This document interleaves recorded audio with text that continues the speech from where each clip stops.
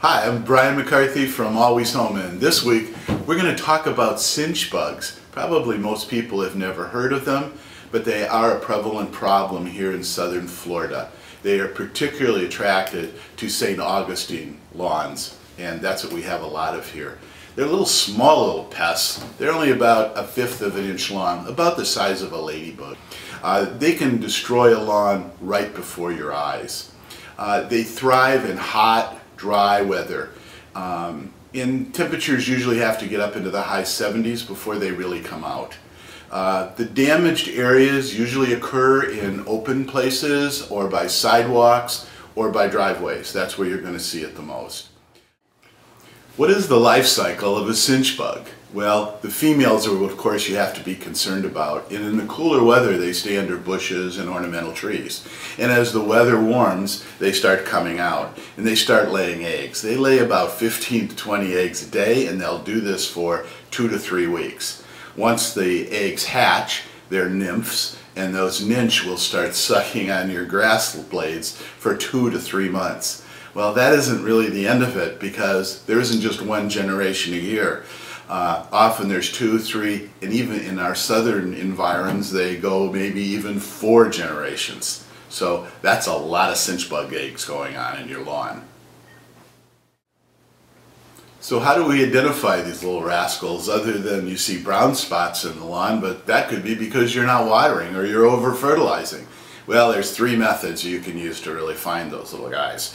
One, you can just slowly move your foot across the turf. And if there are cinch bugs there, they should come onto the top of your shoe. That's probably the least effective way. The one that's most commonly talked about is called the drowning method. And that's why I have this can right here. You get a can and cut out the bottom and the top, and you put them into the soil about 2 inches. Then you fill the can with water, and you wait between 5 and 10 minutes, and the cinch bugs who are at the bottom of the turf will rise up, of course, to the top of the water, and you count the number of cinch bugs. If you count 15 to 20, you have a pretty serious problem. And I'll also recommend that you not just do this in one spot. You want to do it in multiple spots, and you don't want to go right to a dead area or a very healthy area. The best place to go is kind of in a transition area where it's starting to turn yellow. And the third method is the dustbuster method. You need a dustbuster with a filter on it. You go out and you just turn it on and you suck it up, and you open up the dustbuster and you look at the filter and you see how many cinch bugs are there. Again, if you're getting 15 to 20, you know you got a problem. Well, so what do you do about this? What is the solution to cinch bugs? Well, there's 3 primary contributors to increasing the population of cinch bugs. One is you are overwatering your turf. 2 is excessive thatch. In other words, that underlayment in your lawn. If it builds up too much, that's a breeding ground for the cinch bug.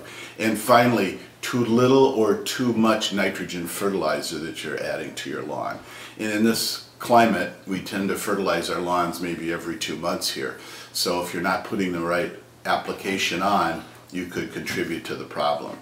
So, as I said, first remove the thatch. By removing the thatch, you know you're going to increase the drainage, and it also opens up and aerates the soil such that the cinch bugs start moving up, and guess what? Their predators are the birds out there, and they actually will reduce the population of the cinch bugs. Second area, of course, is insecticidal soap. And there is a soap that you can put on the lawn, and it's not harmful to the lawn. And that again drives the cinch bugs up so that the birds and their prey can get to them. And the last method is the insecticide method, and it's recommended that you really use a professional to apply that. One thing you have to be aware of is these cinch bugs, they really do adapt readily to various insecticides, which is why they're so difficult to control. Even DDT back in the 40s, it did work on cinch bugs for a while, but after a while even that wasn't effective, and they have to keep changing the formulations because these cinch bugs are able to adapt. This is what a cinch bug looks like. This is a nymph here because it's red. As they mature, they become more black. They have kind of silverish wings, and they kind of crisscross, so it gives the impression of an hourglass. This is an infested stalk, so you can see how many of these little cinch bugs can be on a blade of grass. So that's what they look like. Of course, the best defense is a strong offense. So what do you want to do? Adequate watering of the lawn, but not too much. A good fertilization program. And also, in my opinion, you need an adequately designed professional pest management system in place to ensure that you're not going to have these problems.